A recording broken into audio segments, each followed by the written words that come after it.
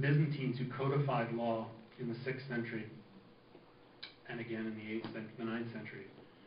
And it is now the basis of all European legal systems, with the exception of Great Britain. It's also the basis of the law that's practiced in Scotland, Quebec, and oddly enough, Louisiana. Literature, they've probably had their most profound effect. Of the 55,000 ancient Greek texts that we have, 40,000, over 40,000, come to us through Byzantine pens. Without the Byzantines, there would be no Aristotle, no Plato, no Homer, no Aeschylus. The genius of 5th century BC Athens would be unknown to us largely without the Byzantines. So we are all, in a way, the children of Byzantium, and we've all taken shelter behind those walls. So next time you're asked about your heritage, do what I do. Say proudly, I'm a Byzantine. Thank you.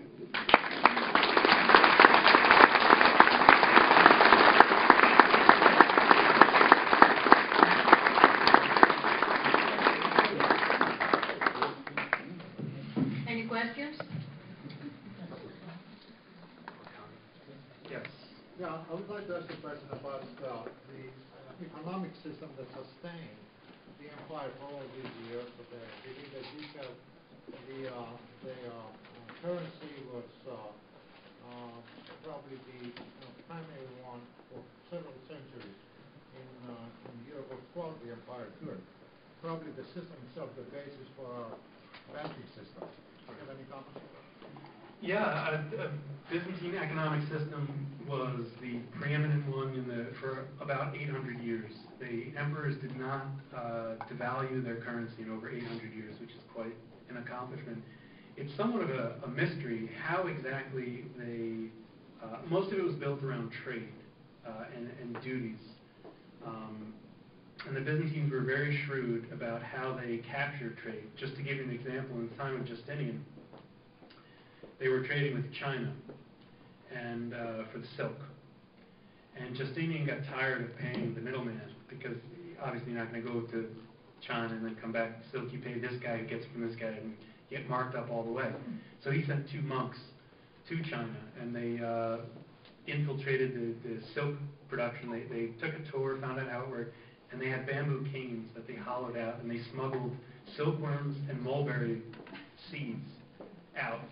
And then when they got back to Constantinople, they planted the mulberry seeds and then started a silk production. That's how Constantinople got its silk production. So in ways like that, they were able to sustain this economy.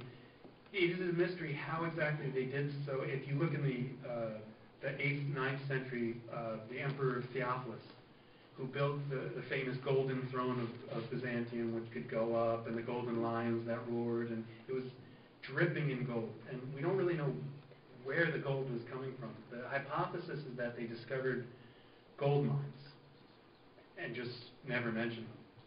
But it is, I'm not an economist by any stretch of the imagination, but it is a bit of a mystery how they were able to, in the face of such horrendous losses and pressure. I mean, they were paying tribute. You know, as I mentioned, the Byzantine strategy was try to pay off your enemy. That takes a lot of gold, but we're not sure where it came from. Yes? You mentioned before about Latin was the official language, Greek was the spoken language. The early emperors, like Constantinople, for example, what language did he speak? Was he Greek speaking? Like when he spoke to his wife, what was he spoken? Do you know that? Yeah, probably Latin. The last Byzantine emperor, the last emperor to speak Latin as their first language was Justinian. After that, Greek would pretty much, I mean, the East, you know, Alexander the Great sort of Hellenizes the East, and that sticks, and Latin never really caught on. In fact, they had guidebooks. If you were coming to the East, even in the the 3rd century, the 4th century, they could give you phrase books. You know, here's local things in Greek, you know, to help you.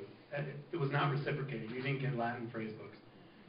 But eventually, the Emperor Heraclius said he was all about military efficiency, and it was every imperial proclamation you had to do it twice. You know, paperwork is nuts anyway, and Byzantines love their paperwork. And they had to, you know, do everything. So he said, enough with this. Everyone speaks Greek anyway. Latin was probably dying out in the East considerably before then. It didn't die out completely even after Heraclius. But after Justinian, so after say 540, mostly everyone's just speaking Greek. But even then, in the Roman Empire, were most people, even like within Italy, were most people Greek speaking still? Or what was the No, most people in the West, were Latin, and then sort of was becoming the vernacular. Italy's an interesting case because the Byzantines held on to it. Justinian reconquered it, and it's more or less southern Italy. There are still areas in southern Italy which speak a dialect of Greek. So it depended where you were in the empire. But in the West, outside of that sort of Byzantine influence in Italy, you're probably speaking Latin. The earlier emperors would have spoken Latin then, though. Right. Some of the more educated ones may have known Greek, or definitely knew Greek, but they would have spoken Latin. Yes. By the way, I grew up with those mulberries that you're saying that came from China. Oh, really? I grew up with those, yes. My question is, the Constantine that you mentioned, that he established Syracuse as the capital after Constantinople, is it the same Constantine that established a city in Algiers, right off the Mediterranean? The city's name is Constantine, by the way. Do you know what time period it was founded, the city in Algiers? No. It could be, because he was very interested in sort of holding that line in North Africa, and he did sort of move his base of operations around, so it certainly could be.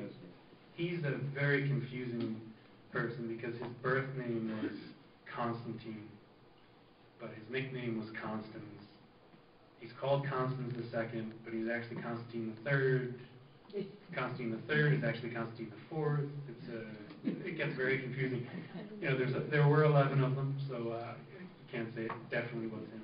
The city still has a lot of archaeological sites. Interesting. That have to do, of course, with the classical Rome and Byzantine time. Very interesting. Yes, right over here.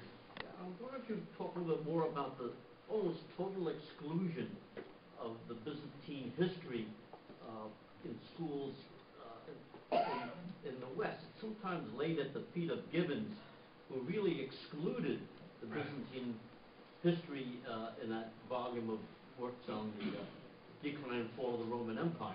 Right. I can't imagine that one person would have such a strong influence on this total exclusion. Right. Like that. It's almost like a conspiracy of silence, in a way, but there's a number of reasons for it. First is the religious divide, 1054, the Great Schism. The hostility engendered by the Crusades, when the famous saying in Constantinople was when the walls were closing in and the end was drawing near, they said, better the Sultan's turban than the Pope's mitre. There was tremendous mutual hostility. And of course, in 800, Charlemagne is crowned as the Holy Roman Emperor. And what the Pope is doing is starting a rival Roman Empire.